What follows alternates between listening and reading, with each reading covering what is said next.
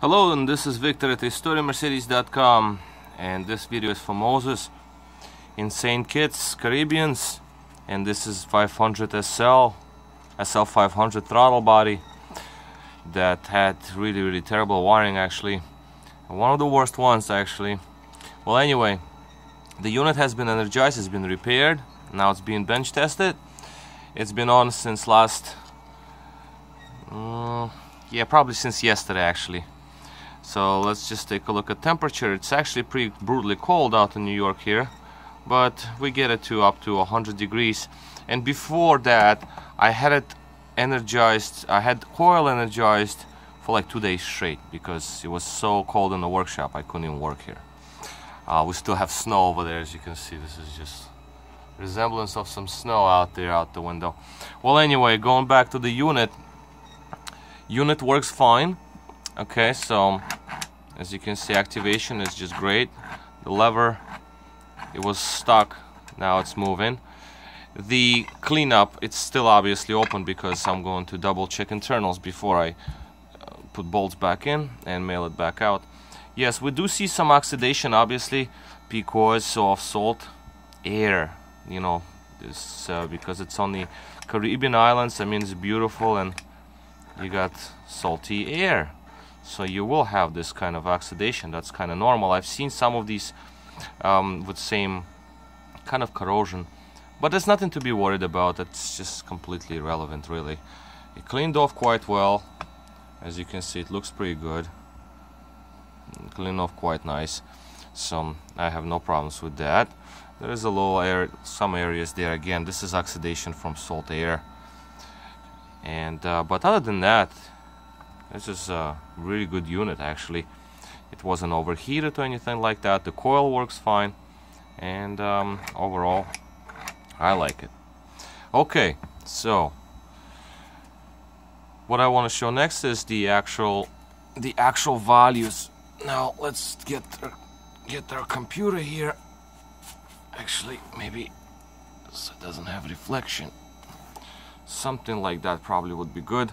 Okay, so the readouts all the way to idle position, and we have 0.47 for 0.25.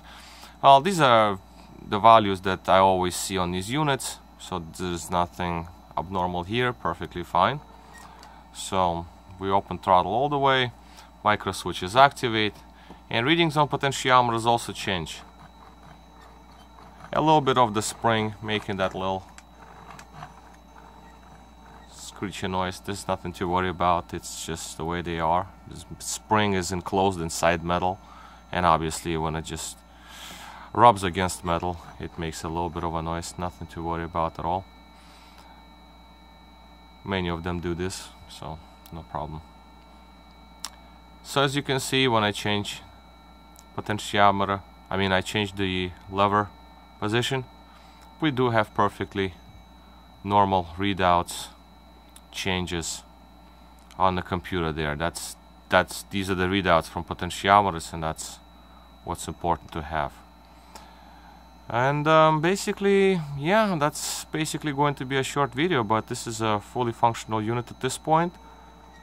It works just fine. I did connect it to my bench before I started working on it, and it was indeed it was not working. It was not working at all. It would just deactivate right at once. Once you put on the power, it just comes on for like half a second, shuts off. So definitely it was not working. So now it does work. So this is 100%. I usually don't do that, but I don't know why I did it and decided to check it out. But so this is it, and it's totally different. Oh yeah, one more thing. The hose was attached to it, so I don't know how you did this. You most likely removed the intake manifold to get this unit out.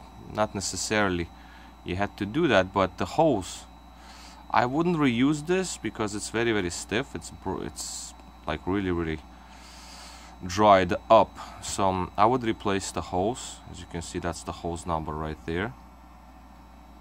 Okay, so 119094 44 8.2.